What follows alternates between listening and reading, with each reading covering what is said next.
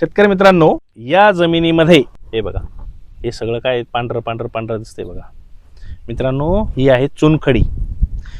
या जमिनीच्या जेव्हा आपण माती परीक्षण केलं, याच्यामध्ये आपल्याला 15.5% चुनखडीचं प्रमाण आढळलेलं आहे. आता विचार करा, 15.5% चुनखडी म्हणजे या रानामध्ये आपल्याला मोठ्या प्रमाणात न्यूट्रिएंट्सची कमतरता जाणवणार ही काळ्या दगडावरची रेग होती.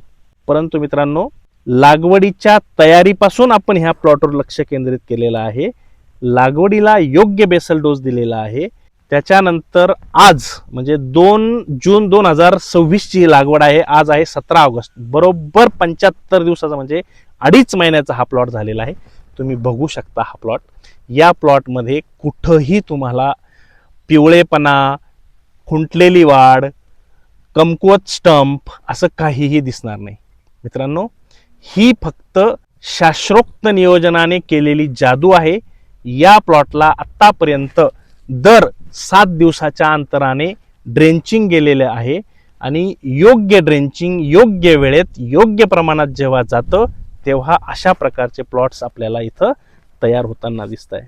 मित्रांनो, तुम्ही इथं बघू शकता, हे आहे फुटव्यांची संख्या. साधारण 75 दिवसांमध्ये अशा प्रकारची स्टंप ही जाळी तयार होते. तुम्ही चेक करा, नवीन नवीन स्टंप आहे, नवीन याच्यात फुटवे निघायला लागलेले आहे. या सगळ्या गोष्टी आत्तापर्यंत आपण करत आलेलो आहोत. कुठल्याही प्रकारचं याच्यावर रोग, किडी यांचा प्रादुर्भाव होऊन स्टंप किंवा कोणतंही पान खराब झालेलं आपल्याला इथे दिसणार नाही. मित्रांनो, अजून याच्यात बघू शकता आपण, याच्यामध्ये चिकट सापळे सुद्धा लावलेले आहेत, जेणेकरून ज्या डंक लावणाऱ्या माशी असेल, बाकीचे सकिंग पेस्ट असतील, ते सुद्धा याच्यावर मोठ्या प्रमाणात तुम्हाला चिकटलेले दिसतात.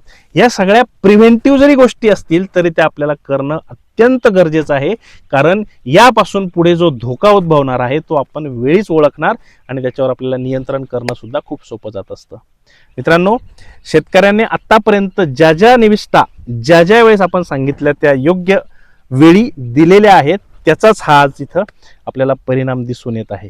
असेच पिकांमध्ये जोमदारपणा, सुदृढ वाढ, हिरवागार प्लॉट आणि उत्पादनक्षम जर प्लॉट्स बनवायचे असतील तर आमच्याशी नक्की संपर्क साधा.